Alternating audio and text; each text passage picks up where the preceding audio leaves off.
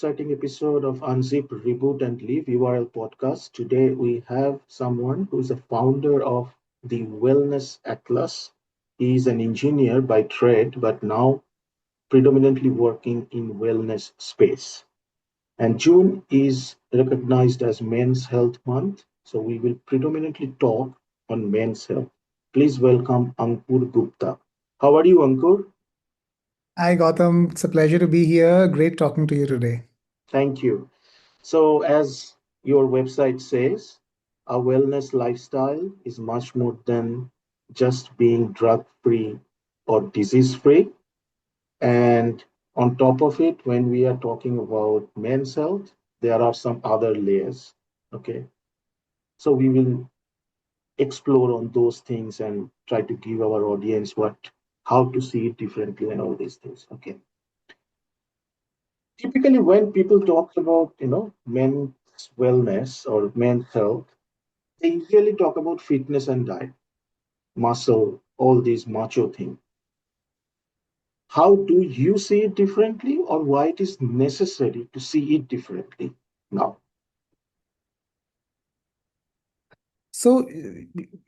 Gautam, I am not somebody with a degree in wellness. I am not somebody who's a psychiatrist, psychologist, counselor. I am a regular professional like you and probably like your audience. Mm-hmm. Uh, we live lives which are very complicated today. There are so many angles to it. We are trying to balance. So our lives have become very complicated because we are trying to balance so many facets, so many sides, so many expectations.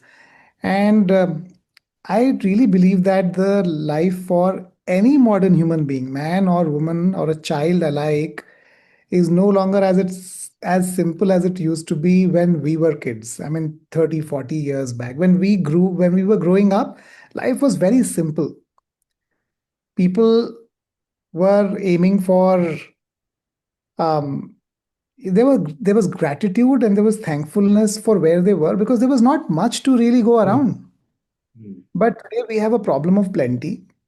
And unfortunately, we have also literally started underestimating the need for balancing things. So, for men, like you asked, physical fitness, yes, we are very conscious about it. Everybody understands it. Are you going to the gym? Are you doing yoga? Are you doing strength? Are you doing flexibility? How many days? What is the frequency? Are you regular at it? And so on and so forth. What is your BMI? What is your muscle mass? Great. Everybody is very knowledgeable about it. Food, a lot of people are conscious. I will not say everyone, because we conveniently have started building our beliefs around food. In my opinion, this is healthy. In my opinion, this is unhealthy based on my likings and dislikings. But even then, at least some semblance of know how, knowledge, guidance is there as regards food and diet. When we say wellness, it is not health, because health primarily pertains to the body, the physical part of it.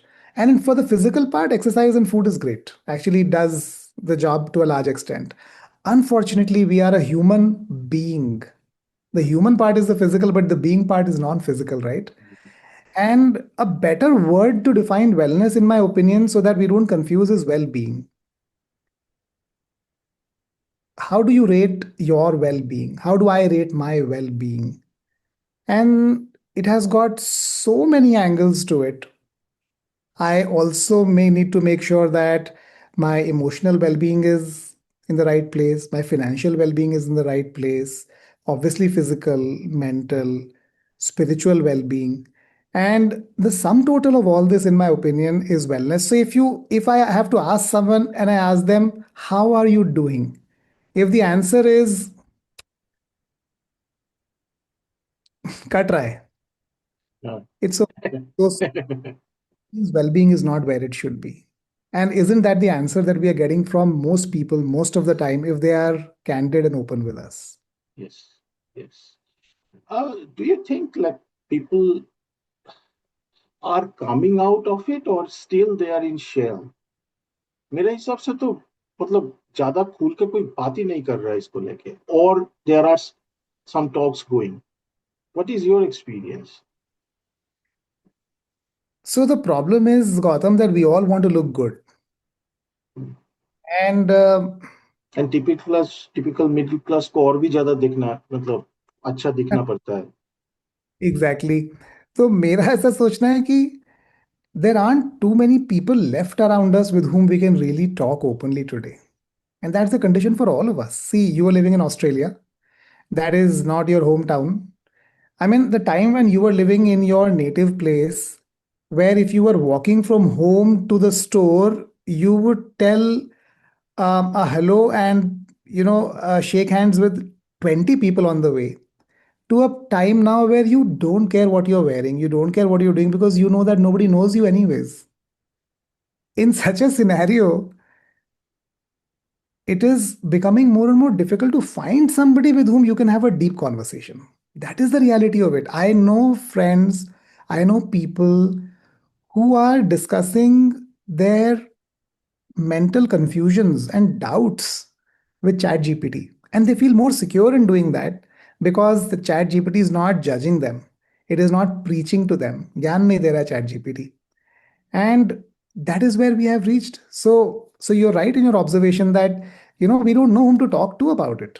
And mental health also, now it is opening up, but mental health, actually all it means is, do I feel good about myself? That's all. If we define it like that, I think this confusion around it will go away. Okay. इस थोड़ा थोड़ा सा अगर आप पीछे जाते हैं हम, आई थिंक छोटे लेवल से ही ये प्रॉब्लम शायद शुरू हो जाता है, because I was reading somewhere, until like 2 3 year old, the kind of behavior we do as a kid, बाद में बड़ा होकर वही बिहेवियर सामने आता है if our situations are in crunch or something like that. लेकिन when we are growing up, yes, life was simple, but we never knew कि ये emotion बातें कैसे करना है. And sometimes I'm also seeing this, people are not able to proper articulate ही नहीं कर पा रहा है कि हो क्या रहा है अंदर. Are you seeing this? It's not a So, communication problem, it's something else. it is something very interesting. I don't think we can blame ourselves for everything, really, but this is how the world has changed around us. One time, my parents told me that, when you were young, we used to make it a point to discuss things that you will overhear. And we used to discuss about things that you should be knowing, but things that we could not have taught you directly. It was things about the world, it was things about relationships, it was things about, how we were feeling something right about something or not right about something. We had a lot of conversations that we were hearing. Today, in a single child household, in an apartment where everybody's gone to work, where isolation is becoming a bigger and bigger challenge, I don't think that many opportunities to have a candid conversation itself is happening, right? So I think the opportunities to reach a comfortable position where we are talking about it itself is not happening for most of the time. Nice. True, true. And then, because you are predominantly working in India and you often speak about it, which is pressure of masculinity. Okay. So, okay, एक patriarchy तो है, वो तो थोड़ा समझ के चलते हैं. What kind of like pressures men quietly carrying today, apart from this patriarchy, और patriarchy के अंदर भी शायद different layers हो सकता है. So it's all mixed up, मुझे लगता है, गौतम सी. I feel there are two parts to it that I would like to talk about. The first part is that, like I said, the opportunities to have conversations are going down. By the time you're 14, just think about yourself. By the time you were 14, pretty much all of us stopped listening to parents, or we thought that they don't know enough. Oh, I know it, my generation is different, right? That thought starts coming. So you stop listening to parents. That was a big mistake if you started doing that. Then the people you started listening to were as immature as you because they were in the same boat as you. They were as inexperienced about everything that was happening. Then there was colleagues whose relationship with you was pretty much at the surface because it was only a working relationship. So there is a lack of people with whom we can have a mature, serious, sincere conversation itself. On top of that, like you're mentioning, the expectation from men is becoming multifold. The definitions are getting confused. See, when I was young, my mom was a homemaker, my dad was working. The roles were pretty well defined. My mom was taking care of the home office, so to say, the home factory, and my dad was taking care of the work office, the work factory. The roles were divided, the strengths were being used in certain ways. Obviously, things were not going perfect. That is why the other extreme has come. The pendulum has swung from a direction where men were dominating to a place where, uh, you know, men are seeing the impact of it today, right? Yes. But we had a session with a couple of people last month. And one of the things that I was hearing was so the question was, how do you work on your home team? How do you work with relationships at home? And it was like, you know, every day one dish I cook because that way, you know, at least my wife feels that we are playing an equal role. So the expectations are now very wide ranging. I'm supposed to make money like a tycoon, look like an actor, dance like nobody's Shahrukh, business, yeah, Shahrukh Khan. look like, the muscular guy, be able to handle everything and have the vision about the family and an opinion about everything in the world, be able to cook in the best way, be the best dad. The superlatives are weighing down on us. The simplicity of life where we are thankful for a great family, for good health, and for enough in our lives is no longer there. And I think that pressure is weighing down on us because the performance pressure is there in too many places, more places than we can handle. Correct? Right. Yes, yes. So this is, you are talking predominantly men who are more resourceful, rich, professionals, I mean, educated, or it's across all sectors? I mean, for example, the CEO also facing the same thing, maybe the Darwan also facing the same thing. I don't know about that, but I know that upper middle class, what we call the upper middle class, which is educated people who are working in white collar jobs like us, I think they are facing this for sure. Right. Right? I'm not sure if I can generalize it for everyone because my interaction is with, young, educated, successful people. They are surely seeing an emptiness because they don't know what is right and what is not right. The role models are no longer existent. People don't know who is the right role model, who should I emulate, who should I be like, how am I supposed to behave, what will make me be called successful, and that is causing more pressure on top of the fast changing world that we live in. Is it more happening because, everyone is sort of immigrant these days? I mean, there are a lot of people are not, living in that small bubble. So they are basically not only going away from that place, all the relationship, all the friendships, all the coziness of that place is gone. I totally agree with that one. See, my mom and dad always told me that, you know what, if we were living in our native place, half the things in your life you would not have had to worry, because we would have just given a call to somebody whom we know for 40 years and your job would have got done. And half of your classmates would have been working. I have a bunch of my friends who still are living in my hometown, who were in school with me, who grew up and who took up careers in the same place.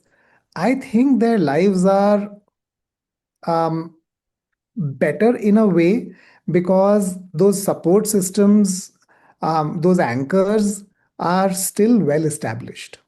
And you're right, when we go, so you going to Australia or me coming to Bangalore, actually, there's not much difference. Mm, same. In Indianese in Australia, I am talking English and Hindi in Bangalore, which speaks some other language. The, I have to establish my roots again. I have to build the connections again. I have to build the trust again. So much effort is going in surviving that I don't have time to thrive for many years till I establish those roots. And by that time, I realize that, you know, a lot of time has gone by. I agree. This is a good observation. Like immigrant side of things. Okay. Now, please explain a little bit more on those pillars you mentioned. The relationship, the spirituality, the money side, meaning side of it, whatever. Uh, that balance you are calling it as the real success. Please elaborate a little more on that. Um, So, one of the things that we are observing, Gautam, is that extreme focus on any one area of our life can make that area, probably it can you can excel in that area, but you'll fall out on a lot of other areas. And in my experience and in my opinion, success is equal to balance, which means that a happy life requires all these areas. You don't have to be a master in any one area. Even if you're a jack of all the areas of our life, then you have a life. So it could be, it could start with health, the biggest pillar that everybody understands. Are we free of pain, free of disease? Are we able to live at our optimal potential or not? Relationship. A lot of times we don't think that that is an area where we have to work. We think this is how it is supposed to be. And most of the time we think that the role model was how my dad was with my mom. Maybe it was a great model, but maybe it was not. Because maybe he did not know what was the right way to build that relationship too, without fault. Maybe he was so focused on finishing other things and just coming out of a certain situation that it was not his focus. But when we start considering that as the, uh, you know, as a true north, then we might ourselves be missing out. And nobody comes with a, unfortunately, in school, then college, whether you're doing post grad, you join the job, in the training, nobody's giving a life manual.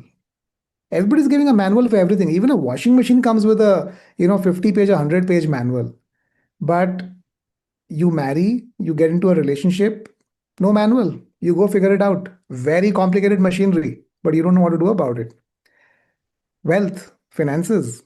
Again, we are groping in the dark. We are asking this person, that person, taking advice from the internet, from YouTube, from an Instagram, from this influencer, from another friend. What are they doing? Because even two people are not able to make ends meet today in big metro cities around the world, right? And we don't know what is enough.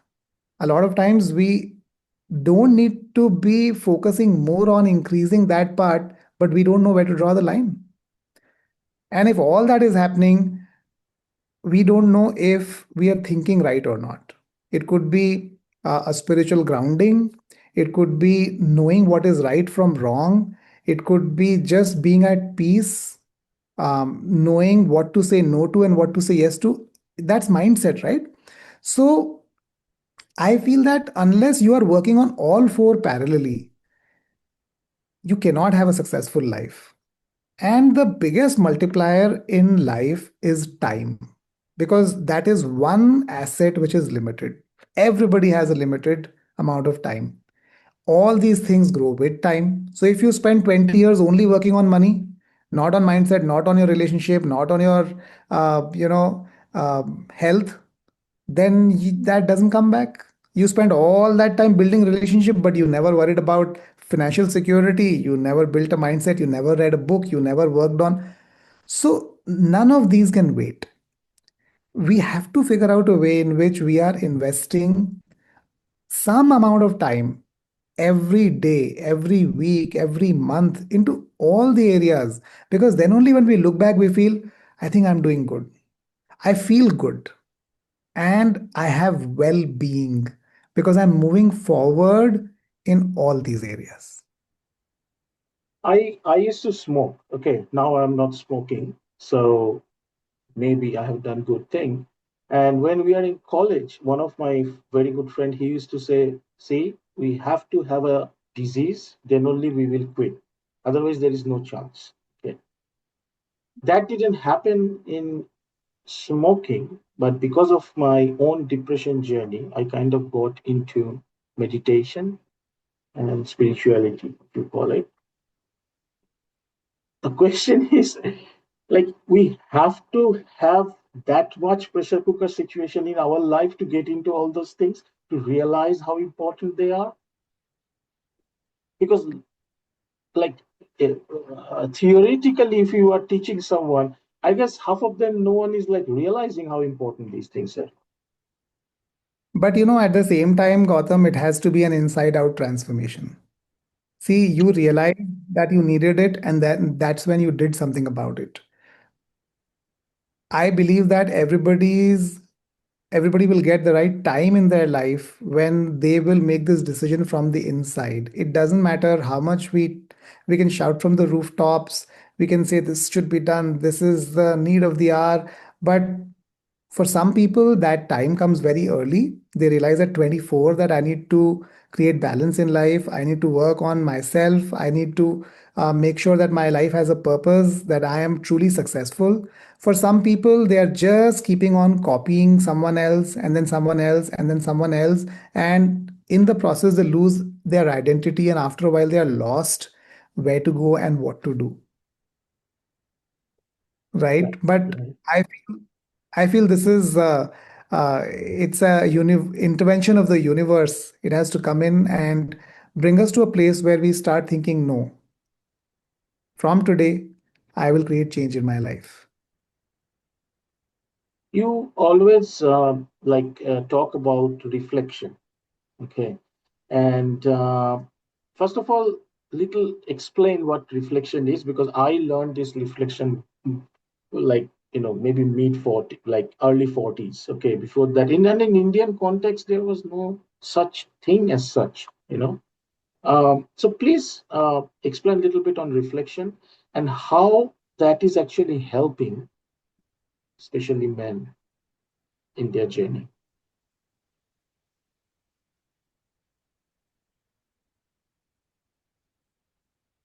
The um, I believe that men are extremely lonely, and it is going to increase. When you had five brothers and six sisters, which was a norm in every country around the world just 30, 40 years back, you always had someone to connect to. You always had a big family, you always had a lot of people around you, and maybe the money was less, but the relationships were more. Today, either you have an uncle or you have an aunt, either you have a brother or you have a sister. The connections are reducing, the opportunities to connect are going down. And in my opinion, 10 years from now, we will not be worried about TB and polio and cholera, which we are already not worried about. We will also not be worried about thyroid and PCOD and diabetes. Almost every disease will just become a pain inside, deep inside somewhere, which we don't know how to explain. We don't know whom how to share. And that will be loneliness. We are seeing here in Bangalore how many people are moving into senior living and senior facilitated apartments because family support is going down because of the size of families being so small, people migrating everywhere for work, people having to stretch themselves so much to be able to you know get their work lives in place. And in such a scenario, one of the things that we can do is build a friendship with ourselves.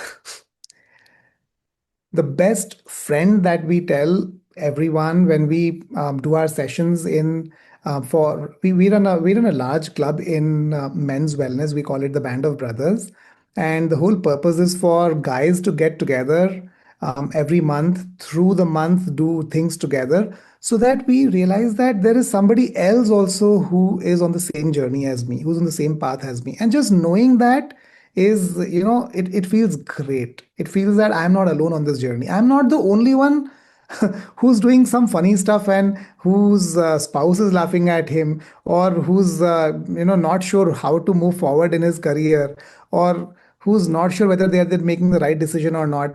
So it's that togetherness, that bond, that changes everything. So we say the best friend for anyone, actually is for man, woman, and child, is books. Because when we read, what happens is the book is ruthless. The book is like a mirror. It does not lie. It tells you in the face, you're ignoring this, you're not taking care of this is what's going to happen to you. And you cannot tear it, you cannot throw it, because it'll come back to you. And you'll have to face it.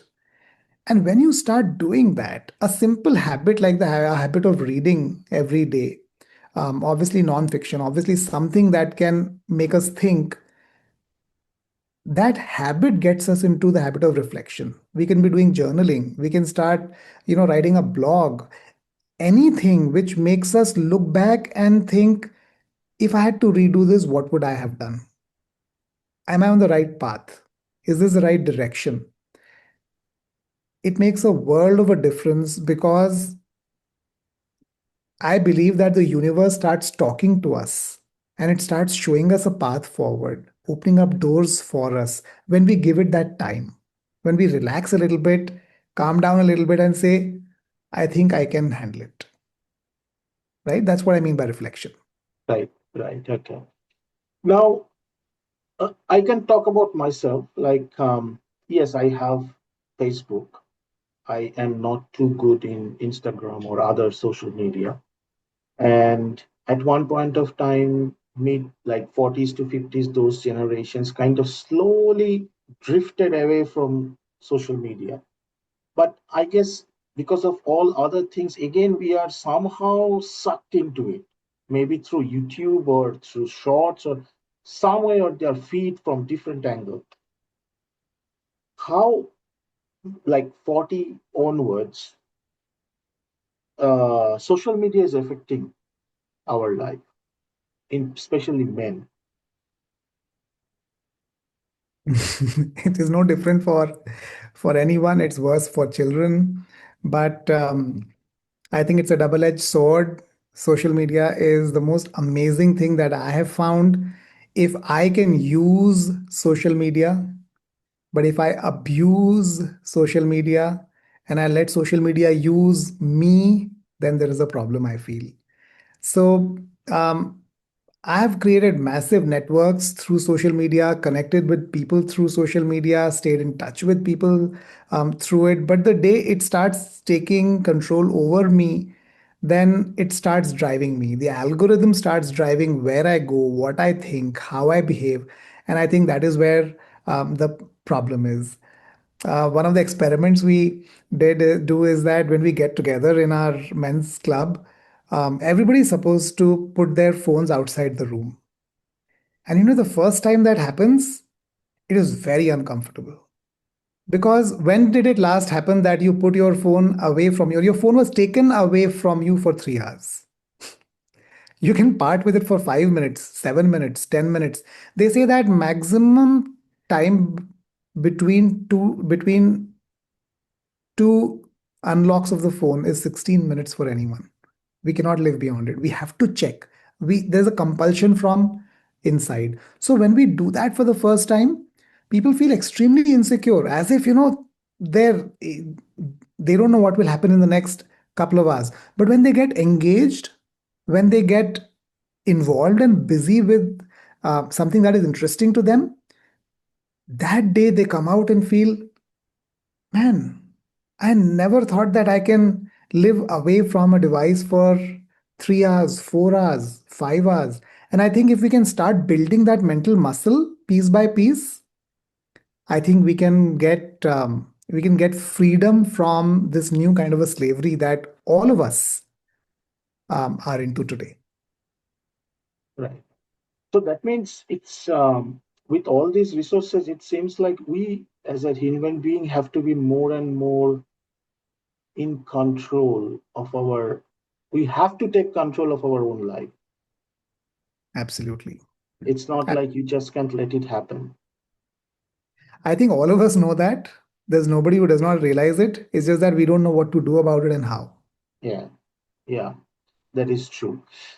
Because you are running all these program, uh, definitely there are a lot of like wellness program going on or like talks going on. Why it's not actually helping as such? I mean, one psychiatrist actually asked, like, give me this question that all these medicines, everything is there, but mental illness is like going to the roof. The same thing. I mean, there are a lot of programs like this, but why do you think we are falling flat all the time? it's it's like lifestyle diseases. How do you define a lifestyle disease? A lifestyle disease is one where the medicine also keeps increasing and the disease also keeps increasing. That's the definition of a lifestyle disease. So you keep increasing the dose of insulin, and your diabetes also keeps increasing alongside. It does not decrease with it, Okay. right? Same with our mental health as well, I feel. I think the first thing I can talk about men here for sure.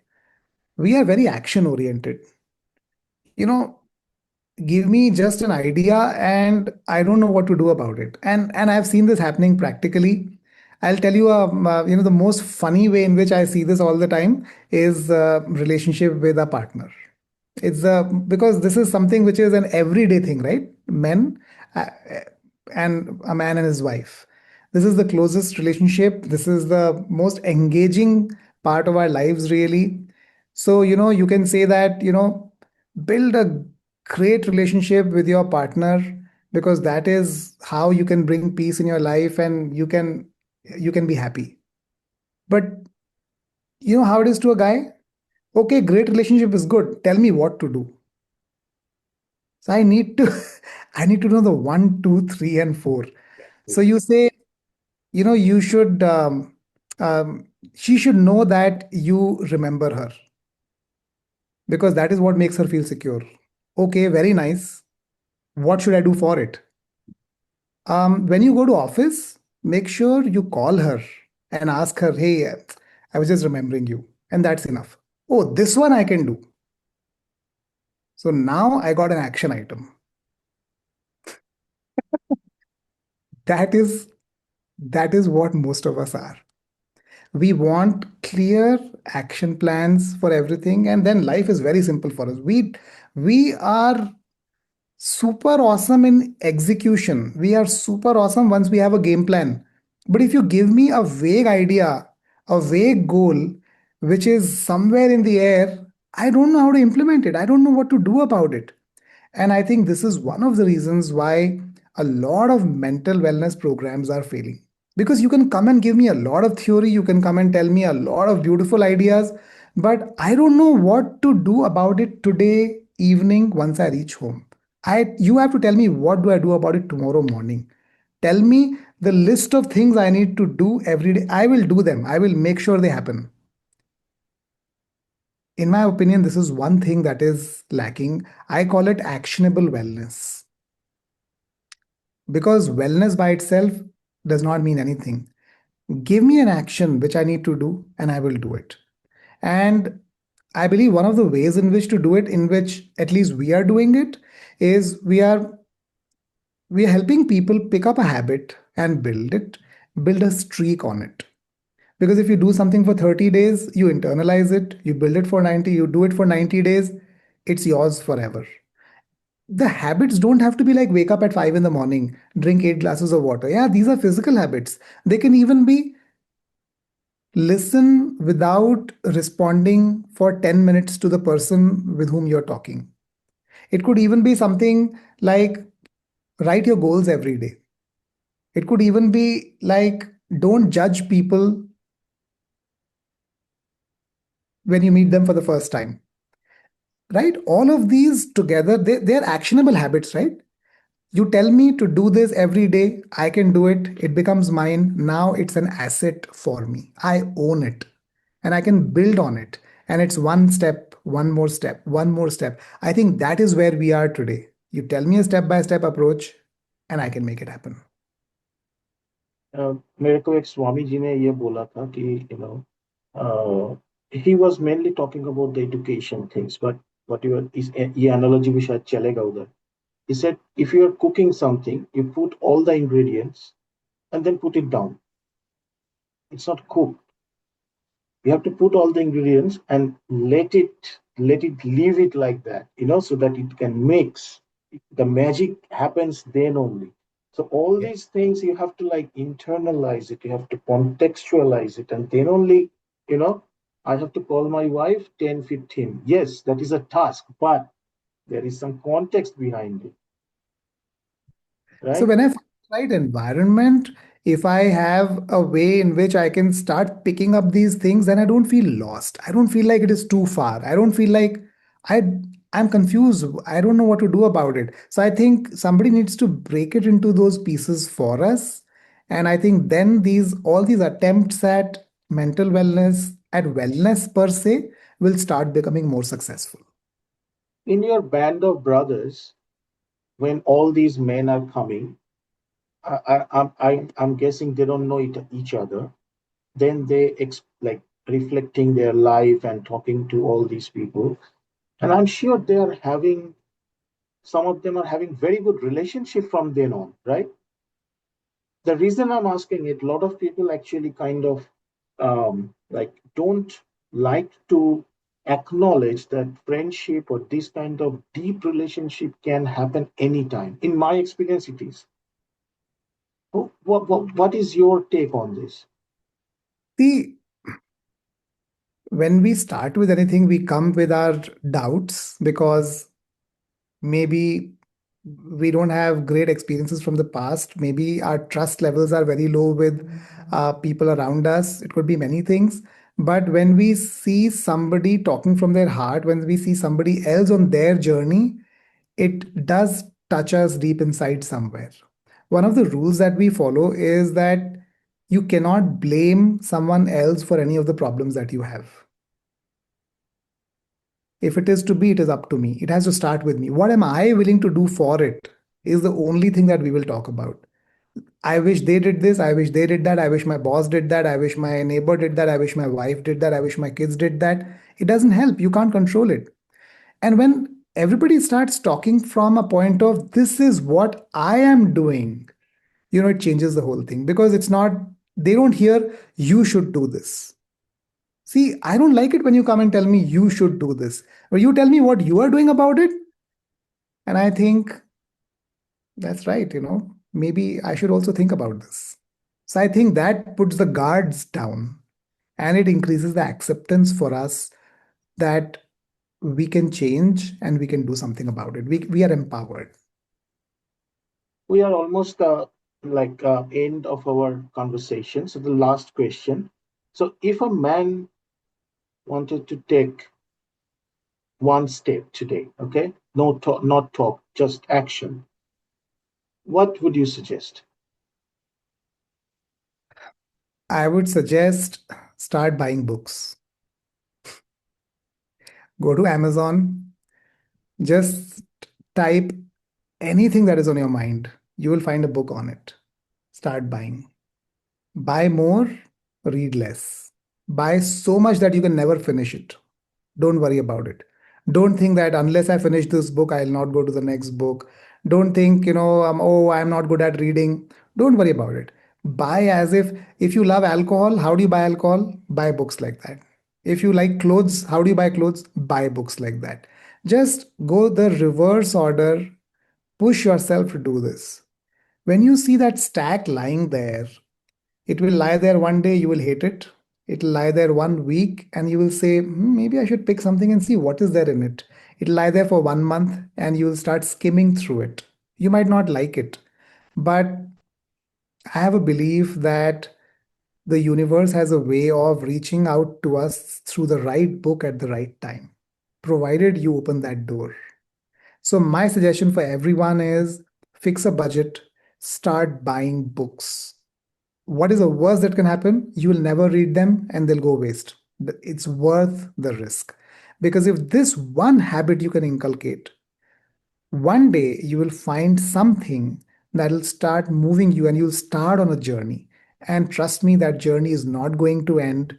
It'll lead you to another one, another one, another one, another one, till a time where you will no longer be the same person that you are today. Excellent, excellent. So, on that, as you know, if you want to live your life in your own terms, this is the right place. This is your own podcast. Thank you, Ankur. Thank you for your time. Great talking to you, Gautam.